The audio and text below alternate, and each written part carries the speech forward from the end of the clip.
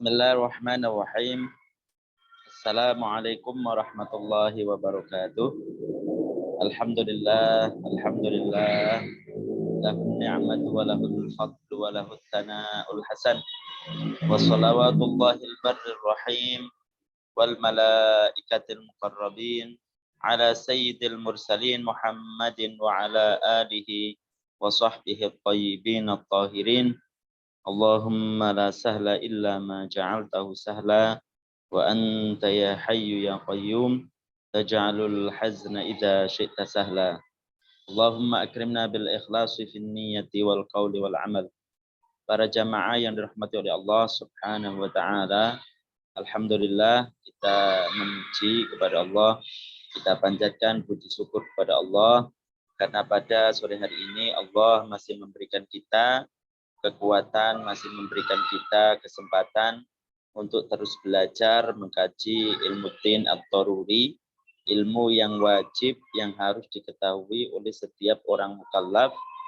Dalam hal ini atau pada sore hari ini kita akan membahas kelanjutan atau kita menyelesaikan bab tentang puasa, sehingga dengan belajar bab puasa tersebut kita benar-benar siap dalam fisik dan ilmu.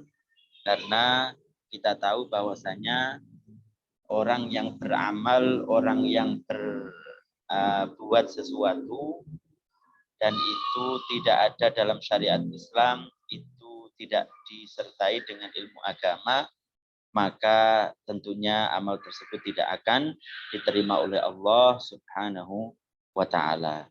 Karena itu sesuai dengan sabda Nabi sallallahu alaihi wasallam, man amila amalan laisa alaihi amruna fahuwa raddun. Orang yang beramal dan amal tersebut itu tidak sesuai dengan apa yang aku bawa, tidak sesuai dengan apa yang dibawa oleh Nabi, maka tentu amal tersebut itu akan tidak diterima oleh Allah Subhanahu wa taala, akan ditolak.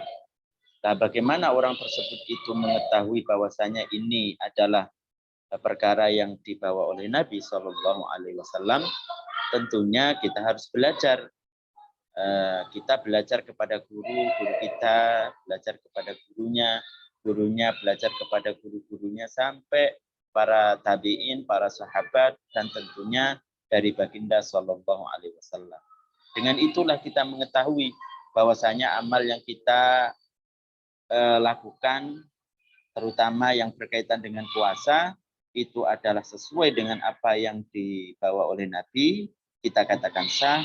Dan amal-amal yang terutama ini adalah puasa, yang tidak sesuai dengan apa yang dibawa oleh Nabi, maka kita katakan tidak sah, tidak berpahala, bahkan bisa menjadikan orang tersebut berdosa. Maka itulah pentingnya kita berta'allum ataupun menuntut ilmu agama. Shalawat salam semoga tetap tercurahkan kepada baginda Nabi Muhammad sallallahu alaihi wasallam. Para jamaah yang dirahmati oleh Allah Subhanahu wa taala, kemarin kita sudah membahas tentang sedikit banyak tentang perkara-perkara yang bisa membatalkan orang puasa. Kemarin kita sudah menjelaskan tentang perkara yang membatalkan puasa, diantaranya adalah hubungan suami istri di siang hari, baik keluar mani atau tidak. Kemarin juga kita jelaskan perkara yang membatalkan puasa itu adalah berusaha untuk keluar mani dengan penjelasan-penjelasan yang kemarin kita jelaskan. Kemudian ada namanya berusaha untuk muntah.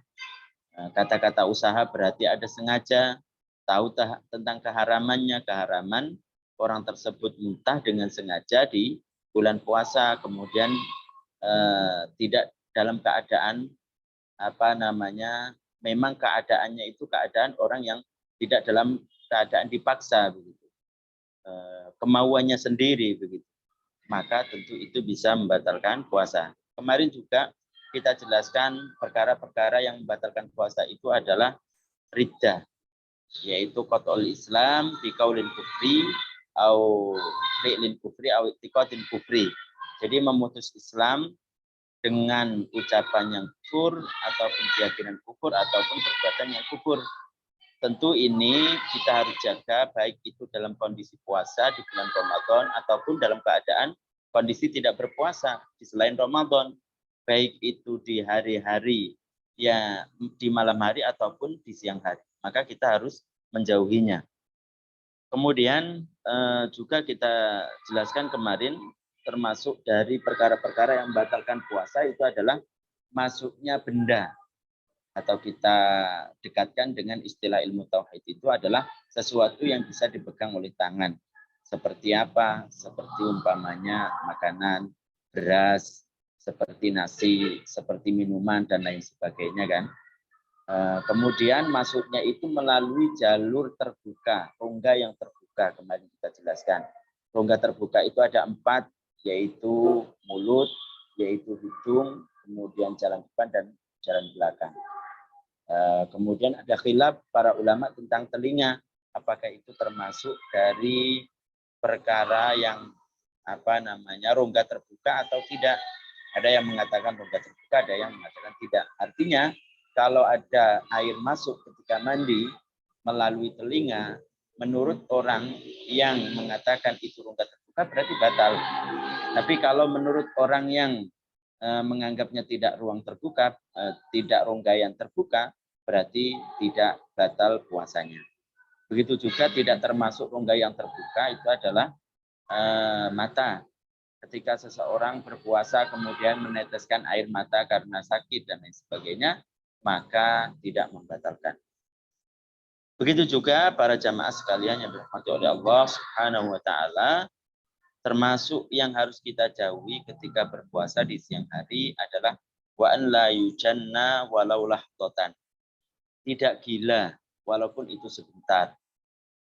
Jadi kalau gila walaupun 1 menit, walaupun orang tersebut gilanya itu sebelum 1 menit, 1 menit, sebelum 1 menit, bahkan di bawahnya walaupun sebentar, maka itu bisa membatalkan puasa.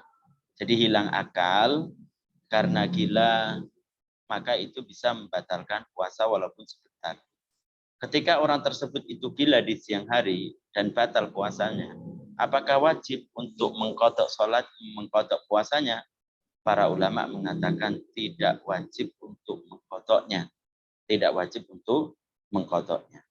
Kemudian juga yang termasuk yang harus kita jauhi itu adalah wa an la yughma alaihi kullal yaum. Tidak pingsan seharian penuh. Jadi kalau ada seseorang seharian penuh itu pingsan dari semenjak sahur, dari semenjak sebelum terbitnya matahari, terbitnya fajar shadiq sampai tenggelamnya bulatan matahari seluruhnya kok pingsan. Mungkin karena ketika sahur kebanyakan semua dimakan, minuman semua yang ada diminum sampai dia itu pingsan. Kemudian bangun-bangun ketika setelah maghrib, setelah tenggelamnya bulatan matahari, maka itu dianggap tidak berpuasa. Kalau tidak dianggap berpuasa, berarti apa? Berarti itu tidak mendapatkan pahala. Tidak mendapatkan pahala orang yang berpuasa. Tapi apakah dia berdosa? Enggak. Itu kan penyakit di luar batas kemampuannya. Begitu juga yang yang gila tadi. Yang gila tadi juga begitu. Itu adalah penyakit, tidak wajib untuk mengqadha. Kalau pingsan ini ulama beda pendapat. Ada yang mengatakan wajib untuk mengqadha, ada juga yang mengatakan tidak wajib untuk mengqadha. Jadi salah satu dari perkara yang membatalkan puasa, artinya orang itu tidak akan berpahala sama sekali meskipun dia siang seharian itu tidak makan, tidak minum, menjauhi perkara-perkara yang semisal makan, minum, dan lain sebagainya, maka itu disebut tidak berpuasa. Orang tersebut dikatakan tidak berpuasa. Tapi kalau dia itu tidak seharian penuh, ya seperti umpamanya pingsannya itu setelah terbitnya fajar shadiq, setelah subuh 5 menit, setelah terbitnya matahari umpamanya, maka ya sah karena tidak seharian penuh. Yang membatalkan di sini yang dianggap tidak berpuasa kalau dia itu pingsannya seharian penuh. Kita tahu seharian penuh itu seharian itu siangnya penuh lagi itu dari terbitnya fajar shadiq sampai tenggelamnya bulatan matahari. Itu. Kemudian yang berikutnya para jamaah sekalian yang dirahmati oleh Allah Subhanahu wa taala, di sini disebutkan wala yasihhu, tidak sah saumul idaini, puasa 2 hari raya. Hari raya Idul Fitri dan hari raya Idul Adha. Hari raya pada tanggal 1 Syawal atau hari raya pada tanggal 10 Zulhijjah. Maka orang yang berpuasa itu tidak sah puasanya. Baik puasanya itu karena qada, baik puasanya itu karena nadar, atau puasa karena yang lainnya. Karena dia itu rutin. Umpamanya biasanya puasa Daud, hari ini puasa, keesokan harinya tidak. Bertepatan besoknya itu hari 10 Zulhijjah. Tanggal 10 bulan Zulhijjah, maka tidak dianggap berpuasa, tidak sah, bahkan berdosa. Jadi haram hukumnya orang berpuasa di 2 hari ini, yaitu hari raya Idul Fitri dan hari raya Idul Adha. Hari raya tanggal 1 Syawal dan hari raya tanggal 10 Zulhijjah. Maka itu tidak boleh. Dan itu kan sesuatu yang baik itu puasa. Tapi kalau tidak disertai dengan ilmu agama, tentunya orang itu tidak akan mendapatkan sesuatu yang ia inginkan, yaitu mendapatkan ridho Allah, bahkan dia mendapatkan dosa. Makanya para jamaah sekalian, pentingnya orang tersebut belajar ilmu agama supaya tahu, mengukur bahwasanya bisa diukur gitu loh. Orang itu kalau ada ilmunya itu akan mengatakan apa yang mau diperbuat, apa yang diinginkan oleh hawa nafsu, ini sesuatu yang tidak boleh dilarang oleh agama, kita harus menjauhi. Begitu juga kalau orang tersebut itu dengan ilmunya dia akan mengatakan, oh ini perkara yang wajib, ini harus dilakukan. Begitu. Beda kalau umpamanya tidak punya ilmu sama sekali, tidak punya ilmu agama. Bagaimana dia akan bisa mengukur bahwasanya ini apakah sesuai dengan apa yang dibawa oleh Nabi atau tidak? Tidak bisa. Yang ada itu adalah ngawur. Yang ada itu adalah ngawur, tidak sesuai dengan ilmu agama. Padahal apa yang dikatakan dalam Al-Quran atau difirmankan oleh Allah Subhanahu wa taala dalam Al-Qur'annya, wala taqfu ma laisa laka bihi ilm. Janganlah kamu berkata, oh ini benar, oh ini salah. Laisa laka bihi ilm. Kamu tidak mempunyai ilmu tentangnya. Tentang untuk mengatakan ini adalah sah, tentang ilmu ini mengatakan tidak sah. Inna sam'a wal basara wal fuada kullu ulaika kana anhu mas'ula. Inna sam'a, sesungguhnya pendengaran yang kita dengar, wal basara yang kita lihat, kemudian wal fuad, apa yang menjadi keyakinan seseorang, itu semuanya akan ada pertanggungjawaban. Jadi ingat, jangan mengatakan ini sah, jangan mengatakan ini tidak, kalau itu tidak didasari dengan ilmu agama. Harus didasari dengan ilmu agama. Maka tidak ada jalan lain kecuali solusinya adalah belajar ilmu agama. Kemudian, dan tidak sah lagi wa ayyamit tasyriki, puasa hari tasyrik. Tanggal 11, tanggal 12, dan tanggal 13 bulan Dzulhijjah. Itu tidak sah. Walaupun itu karena qada, walaupun itu karena nazar, walaupun itu karena sunnah, karena puasa Daud, dan lain sebagainya. Maka tidak sah. Bahkan orang yang berpuasa di tanggal 1 bulan Dzulhijjah, tanggal 11 maksudnya bulan Dzulhijjah, tanggal 12 bulan Dzulhijjah, tanggal 13 bulan Dzulhijjah yaitu hari tasyrik, orang berpuasa itu akan mendapatkan dosa. Akan mendapatkan dosa. Itu kan perbuatan baik itu puasa, tapi kalau tidak didasari dengan ilmu agama, bukan pahala yang akan dia dapat, akan tapi yang ia dapat itu adalah dosa dari Allah Subhanahu wa taala. Kemudian wa kadzan nisful akhiru min Sya'ban. Begitu juga tidak sah puasa separuh yang kedua dari bulan Sya'ban. Tanggal berapa? Tanggal 16, 17, 18, 19. Itu tidak boleh berpuasa. Tidak sah. Kecuali kalau di sini disebutkan wa yaumish syakki dan puasa syak. Puasa atau hari di mana orang yang tidak diterima persaksiannya melihat bulan. Jadi termasuk tidak sah berpuasa itu adalah ketika seseorang itu puasa di paruh kedua dari bulan Sya'ban. Kayak seperti bulan ini. Bukan karena nazar, bukan karena qadha, bukan karena itu adalah puasa Daud, nanti kita jelaskan di sini kita baca. Dia itu berpuasa, tidak nyambung dengan puasa sebelumnya. Dia itu berpuasa ingin karena mendadak semangat begitu kan, ingin berpuasa bukan karena Senin Kamis, bukan karena puasa Daud, ingin saja berpuasa di paruh kedua dari bulan Sya'ban. Di tanggal 16, 17, 18 sampai mendekati bulan Ramadan. Maka tidak sah puasanya tersebut. Beda nanti kalau disambung dengan puasa sebelumnya, yaitu tanggal 15. Kemarin kita diingatkan dengan fadilah-fadilah keutamaan puasa di bulan Sya'ban. Nabi Shallallahu Alaihi Wasallam bersabda, "Idza kanat lailatul nisfi min Sya'bana, faqumu lailaha wasumu nahara."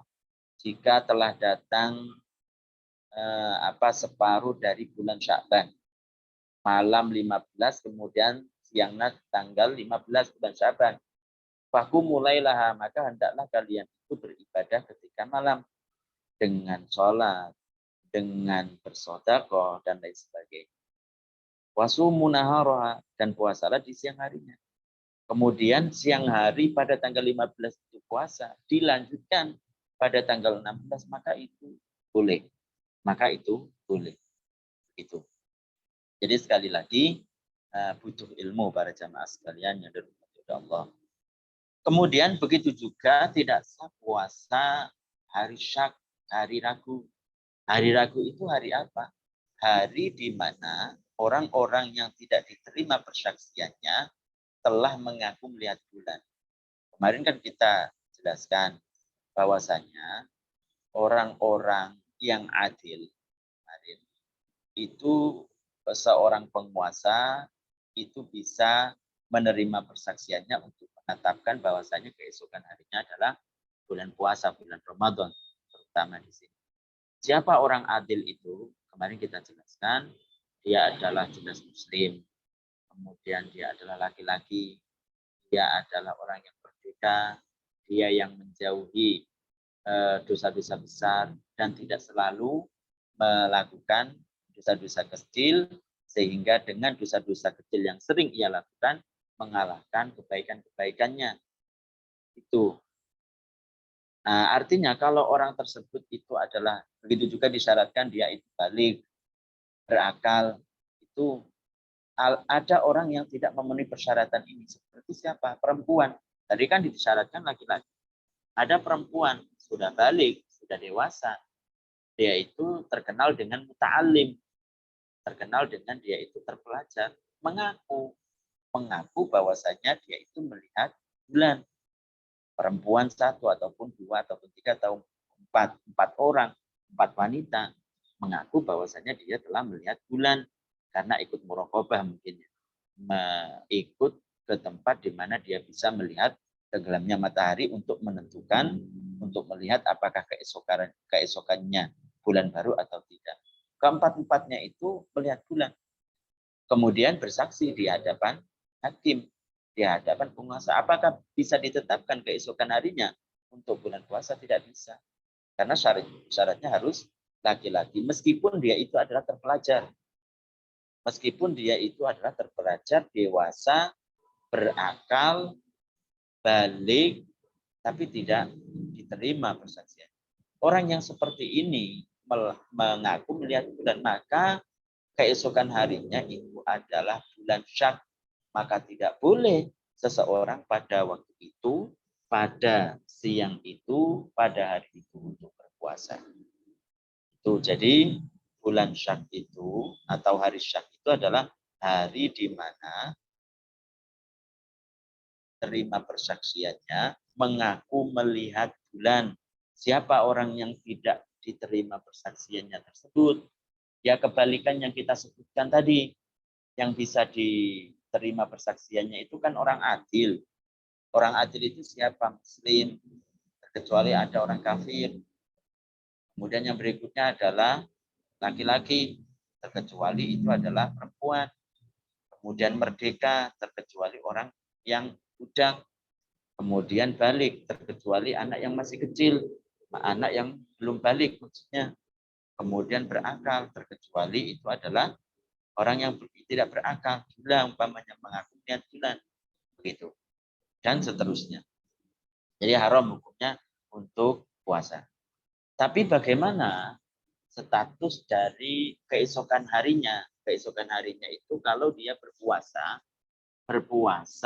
karena dia mempercayai tentang wanita itu. Wanitanya muta'allimah, wanitanya itu amanah, mengaku dia melihat bulan. Bahkan didukung dengan sumpah lagi. Dia telah melihat bulan. Amanah dia bagaimana? Apakah orang yang mendapatkan berita, yang mendengar langsung dengan orang itu boleh puasa Ramadan besoknya boleh? Boleh. Karena apa? Karena dia itu puasa karena persaksian yang benar.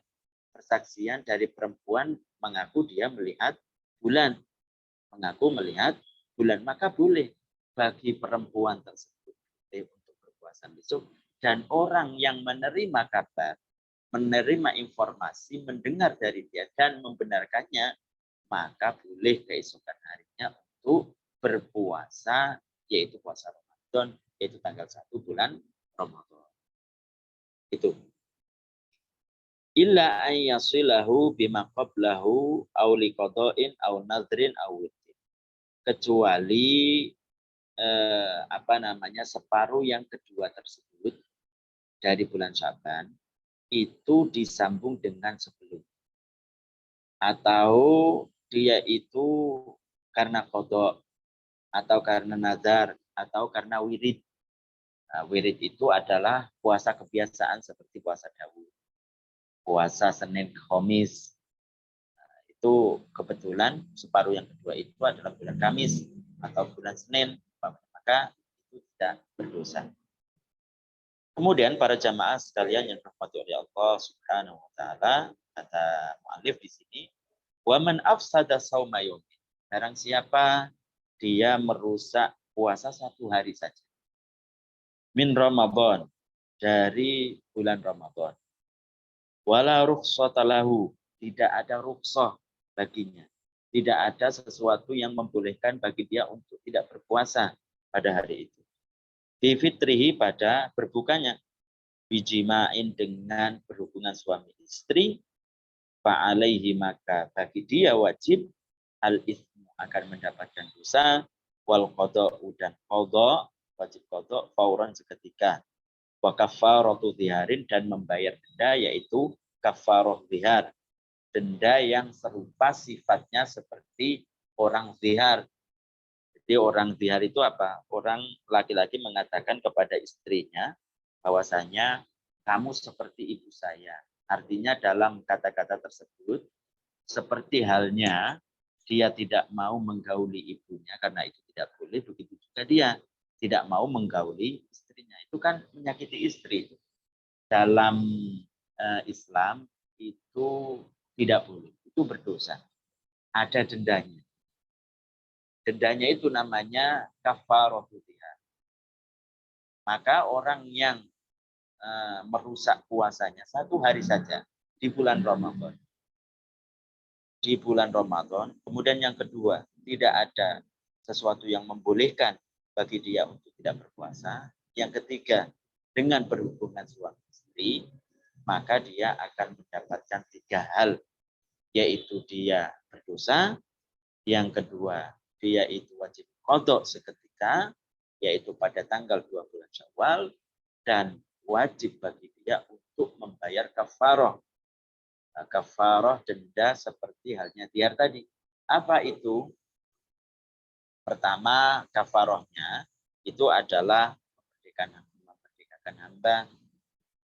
memerdekakan hamba. Jadi bagi orang yang mampu untuk memerdekakan hamba, maka selain juga wajib qadha, wajib bagi dia untuk memerdekakan hamba karena melakukan hal itu tadi, yaitu merusak puasanya di bulan Ramadan dengan berhubungan suami istri. Kemudian apa yang berikutnya? Kalau dia tidak mampu, bagaimana? Tidak mampu untuk memerdekakan seorang hamba, maka dia disuruh untuk berpuasa 2 bulan berturut-turut. Begitu juga kalau ada orang yang tidak berpuasa, merusak puasanya di bulan Ramadan, tidak ada sesuatu yang membolehkan dia untuk merusak, dan dengan berhubungan suami istri, maka sama dengan khiyar itu tadi, yaitu pertama memerdekakan hamba, kemudian yang kedua kalau tidak mampu maka dia itu dengan berpuasa 2 bulan berturut-turut, dan 2 bulan berturut-turut itu kalau 1 hari itu tidak berpuasa, maka harus mulai dari awal. Dia sudah mendapatkan 30 hari atau mendapatkan 50 hari. 1 hari ada karena dia tidak berpuasa, maka harus diulangi dari awal. Begitu. Kan berat itu. Kalau tidak mampu, maka disebutkan di sini kalau dia tidak mampu maka memberikan makanan pada 60 orang miskin, setiap miskinnya itu adalah 1 mud. Setiap miskinnya itu adalah 1 mud. 1 mud itu kita kemarin sudah menjelaskan, ada yang mengatakan setengah kilo. Kalau 60 miskin berarti kan 30 kilo. 30 kilo. Maka dia disuruh untuk memberikan 30 kilo untuk 60 orang miskin. Setiap orang miskin itu 1 mud. Setiap orang miskin itu adalah setengah kilo. Atau ada yang mengatakan 1 mud itu 362,5 gram kan, tidak sampai setengah kilo. Nanti tidak ada 30 kilo kan, gitu. Jadi para jamaah sekalian yang dirahmati oleh Allah Subhanahu wa taala, orang yang merusak bulan Ramadan, maka dia akan mendapatkan 3 hal. Kalau dalam merusak bulan Ramadan itu 1 hari dari bulan Ramadan itu karena dia tidak ada sesuatu yang menjadikan dia boleh untuk merusaknya, dan dengan berhubungan suami. Jadi ada 3 hal yang dilakukan, dia akan mendapatkan 3 hal. 3 hal itu apa? Di bulan Ramadan tidak ada perkara yang membolehkan dia untuk merusak puasa. Yang ketiga itu adalah dengan berhubungan suami. Kalau dia itu melakukan tidak ketiga-tiganya, hanya 1 saja. Seperti apa? Dia puasa qadha. Tidak di bulan Ramadan, puasa qadha Ramadan. Tapi kan tidak di bulan Ramadan. Bagaimana? Tidak ada perkara yang membuat dia boleh untuk merusak puasa. Bagaimana? Dia hanya mendapatkan dosa dan wajib untuk mengqadha. Tidak wajib untuk membayar kafarah. Begitu. Atau dia itu apa? Dia itu merusaknya itu dengan selain berhubungan suami istri, dengan makan minum umpamanya. Bagaimana? Maka dia berdosa dan wajib untuk mengqadha, tidak wajib untuk membayar kafarah. Atau dia itu merusak puasanya karena ada sesuatu yang membolehkannya. Apa itu? Karena dia safar, karena dia dalam perjalanan, itu kan sesuatu yang boleh untuk dia itu merusak puasanya atau tidak berpuasa. Maka bagaimana bagi dia? maka hanya wajib mengqadha, tidak berdosa, tidak wajib membayar kafar. Jadi ada 3 perkara yang dilakukan. Pertama adalah merusak puasa 1 hari saja, itu di bulan Ramadan. Di bulan Ramadan ingat. Yang kedua, itu tidak ada perkara yang menyebabkan dia boleh untuk tidak berpuasa. Yang ketiga adalah dengan berhubungan suami. Kalau ketiga-tiganya itu dilakukan, maka akan mendapatkan 3. Apa saja? Pertama, dosa. Yang kedua adalah qadha seketika. Qadha seketika itu di tanggal 2 bulan Syawal. Yang ketiga, dia mendapatkan atau wajib bayar denda kafarah rihar. Kafarah, denda yang diwajibkan untuk orang-orang yang seperti orang-orang yang benar. Sifatnya sama. Yaitu tadi, memerdekakan hamba. Kalau tidak mampu, maka dia berpuasa 2 bulan berturut-turut. Kalau tidak mampu, maka dia memberikan makan kepada 60 fakir miskin. Setiap miskinnya itu adalah satu mud atau setengah. Mungkin itu yang bisa disampaikan para jamaah sekalian yang dirahmati oleh Allah Subhanahu wa taala.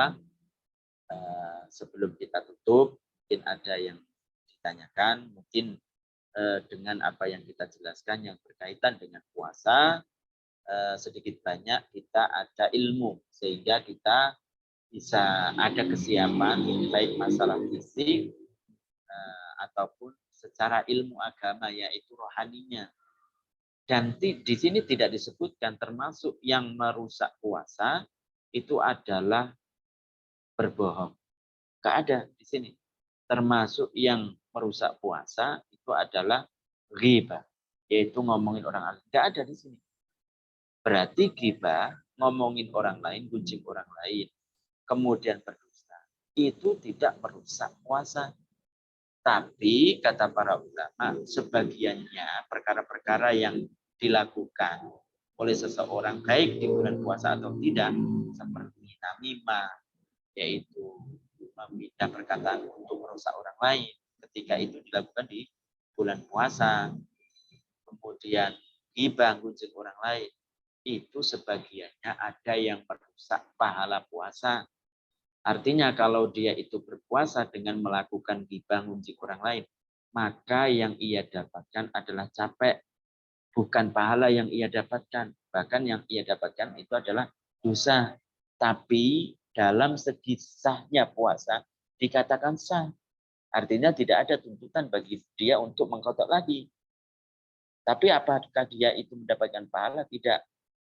Jadi begitu harus dibedakan. Kalau itu adalah semisal ghibah, yaitu gunjing orang lain, berbohong, ataupun mengadu domba, dan lain sebagainya.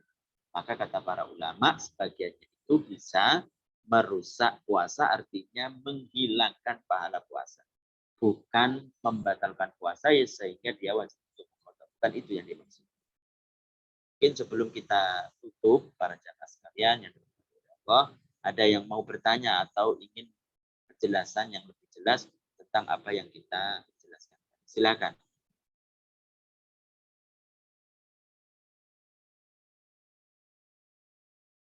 Ada?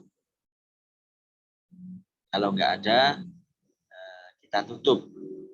Sudah jelas ya, insya Allah. Sudah kita paham semua ya, insya Allah.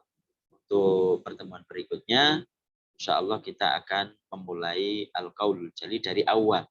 Dari bab Al-Aqidah. Insya Allah. Ini itu yang bisa kita sampaikan. Semoga bermanfaat. Taqabbalallahu minna wa minkum ta'atakum wa ta'atana. Kulla amin wa antum bi khair. Allahumma balighna Ramadan. Allahumma barik lana fi Sya'ban wa balighna Ramadan. Semoga kita orang-orang yang dikehendaki oleh Allah Subhanahu wa taala untuk berbuat taat di bulan Ramadan tahun ini dan di bulan Ramadan pada tahun-tahun berikutnya. Itu yang bisa kita sampaikan. Saya akhiri. Assalamualaikum warahmatullahi wabarakatuh. Kita baca tahlil, sholawat, dan istighfar. La ilaha illallah. Allahumma sholli ala Muhammad. Rabbi ighfirli wa li walidayya Barakallahu fikum.